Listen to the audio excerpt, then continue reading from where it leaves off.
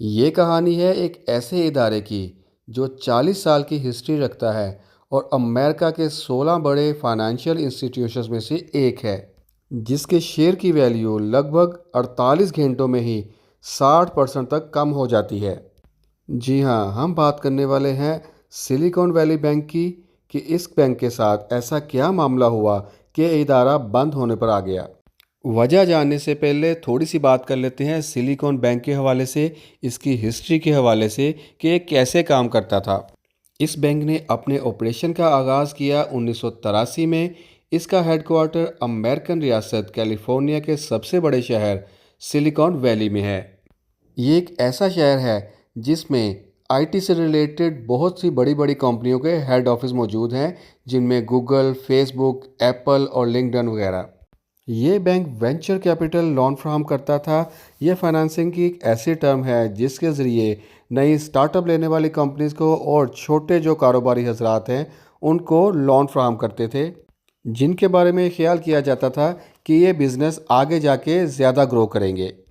जिस तरह बाकी बैंकों का तरीक़ेकार है कि वो डिपॉजिटर्स के डिपॉजिट पर उनको इंटरेस्ट यानी प्रॉफिट देते हैं, और जिन लोगों को लोन देते हैं या जिन कंपनीज में इन्वेस्ट करते हैं उनसे इंटरेस्ट लेते हैं, और इनका जो डिफरेंस होता है वो उनका प्रॉफिट होता है।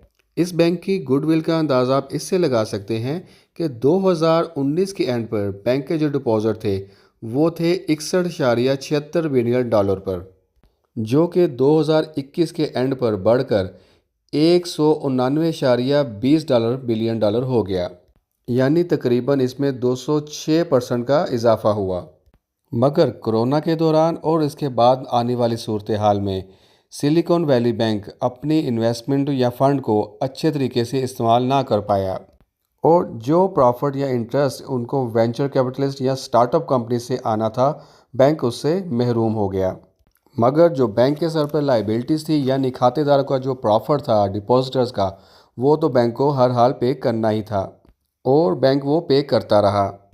ये मामला तब जाकर ख़राब होता है जब यूएस का 10 साल का ट्रेजरी बॉन्ड का interest rate silicon valley bank के इंटरेस्ट रेट से ज़्यादा हो गया। सिलिकॉन वैली बैंक अपने खातेदारों को जो इंटरेस्ट फ्राहम करता था वो 1.79% के साथ पे करता था, मगर risk free US treasury bond 3.90% पे बैक कर रहा था। अब जाहिर सी बात है, लोगों को यूएस ट्रेजरी बॉन्ड में चार्म नज़र आया और लोगों ने धड़ाधड़ उसमें इन्वेस्ट करना शुरू कर दिया, और लोगों ने सिलिकॉन वैली बैंक से पैसे निकलवाना शुरू कर दिए। इस सूरत हाल में बैंक के पास फ़ंड की शॉर्टेज आना शुरू हो गई, क्योंकि किसी भी सूरत में कोई भी बैंक अपने किसी भी खातेदार को रकम देने से इनकार नहीं कर सकता। अब आगे क्या होता है कि 8 मार्च 2023 को एक ख़बर ब्रेक होती है कि सिलिकॉन वैली बैंक ने अपने फंड्स को बढ़ाने के लिए अपनी 21 बिलियन डॉलर की सिक्योरिटीज़ को सेल कर दिया है, वो भी 1.80 बिलियन डॉलर लॉस पर। और ये सब यहीं पे ख़त्म नहीं होता, बल्कि और ख़बर आती है कि ये मज़ीद 2.25 बिलियन डॉलर की सिक्योरिटी सेल करने का इरादा रखते हैं अपने फ़ंड्स को मज़ीद बढ़ाने के लिए। बैंक की हिस्ट्री को मद्देनज़र रखते हुए और लोगों का जो बैंक पर एतमाद था, कोई भी ये बंदा एक्सपेक्ट नहीं कर पा सकता था कि ये बैंक इस तरह के स्टेप ले सकता है। इससे क्या हुआ कि बैंक पर लोगों के एतमाद में कमी आई और लोगों ने धड़ाधड़ बैंक से पैसे निकलवाना शुरू कर दिए। यही वजह हुई कि कंपनी का शेयर एकदम से 267.83 से गिरकर 106 डॉलर पर आ गया, और इसमें तकरीबन 60% की कमी वाक़या हुई। इसके साथ ही बैंक के सीईओ का एक बयान आता है जिसमें ये कहा जाता है कि जिस तरह बैंक ने 40 साल तक लोगों को सपोर्ट किया, ठीक इसी तरह बैंक के जो खातेदार हैं वो अब इस बैंक को सपोर्ट करें।